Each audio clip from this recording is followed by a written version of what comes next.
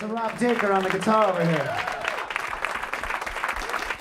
Dan Reed with us this afternoon in the Bing Lounge tonight at the Star Theater. Welcome back to Portland, my man. Thank you, Steve. It's good to be back. So trying to keep up with you is like a whirlwind. You're everywhere. Are we just now arriving into Portland? Yeah, I got here about 4 days ago. We're working in the studio at Rob's space out in Milwaukee, recording for the next record. So I came here for a couple weeks to work on that. Excellent. All right. Well, you know, some of you in this crowd know you like family, and some of you just meeting you for the first time, right? I think half network is here today with us. So let's go back. Born in Portland, but it didn't take until like after high school for you to come on back before you started network, right? Yeah, my mother was studying to be a psychologist, going to college here in Portland, and she married a farmer from South Dakota, but she had to get her master's degree. So I was here for the first like 6 years of my life, and then we moved out to South Dakota after I think she thought I was old enough and after she had gotten her degree.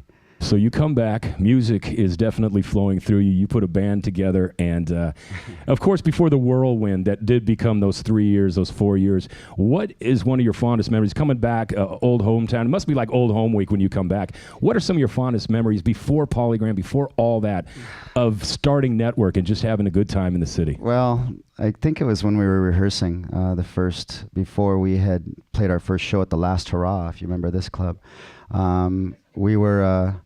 I was working at a printing shop in the day at Jeff Seary, who was our original keyboard player, his brother's printing shop in Selwood.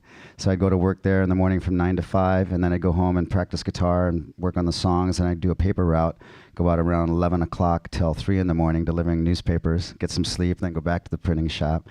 And then when we started playing our first shows, I was still on that schedule for a little while. So I just remember that kind of hectic, intense commitment to the music and the band and to trying to make money to buy a new guitar amp or a keyboard. Those were good times for sure. Good times, when you talk about the struggling part, right? There was that hunger because you guys owned Portland, man. Eli's and, of course, Key Largo, and then that becoming a part of your life as well, didn't it? Yeah, the Ohm. Yeah. Well, I'll tell you what you were doing, making the, I don't know what you say, the mainstay stuff up until midnight and then doing what you did. I remember quite a few late nights at your place. Yeah, there was a lot of people that had kind of inspired a few, they were doing a lot of raves out in the country and in Portland, Minaj, and there's another gentleman named Mark that did Zoot Suite that kind of was starting off doing electronic music in Portland. But I was just kind of really a big fan of Future Sounds of London and The Orb and all this new music that was coming out, and I felt that the rock audience needed to hear that, and the electronic audience needed to remember not to forget to rock, so that's what we tried to mix. Well, you turned me on to it because I hadn't been turned on to it, and to be done so in this city was just fantastic, so I appreciate that. I don't know if one man's supposed to say this to another man, but at that time, too, prior to Ohm, you had one of the most beautiful heads of hair, my man. Hey, not that you're not doing 48 real good right now. Thank you. So after all that sin and debauchery of having yourself a club for a while, boy, how does that journey take that balance?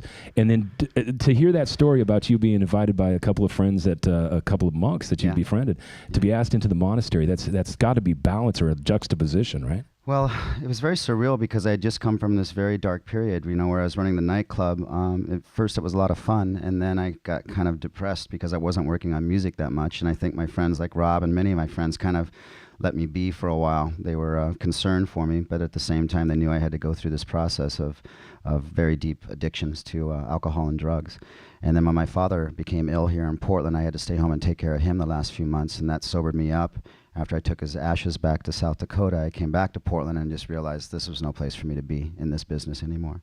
So my partner, who was in the audience here, David Elliott, I came to him and I said, do you think the guys next door would like to buy me out? Because I need to really clean up my act, and either that or I'm going to that's an amazing story. So what do we got tonight? Star Theater, is it you? Star Theater's tomorrow. It's going to be with Jeff Bird's new band Shine is opening up, and then Brooke Lazat, my keyboard player, is coming down from Seattle, and Blake Sakamoto from the network's going to sit in, so the four of us are going to play tomorrow night. I am so sorry. Tomorrow night at the Star. Yeah. Well, I'll tell you what, man. Bringing your, like I say, it's old home week, and some of the parties that I'd had with your music playing in the back, and you were doing Nuno Betancourt stuff long before Nuno too. Yeah. I just want to give you that heads up. He's a guitar god. I think we all can agree on that. Well, you look happy, and finding the balance in your life, man. Namaste, my friend. I see the light. Steve. All right, appreciate it. Once again, guys, Dan Reed. No, thank you.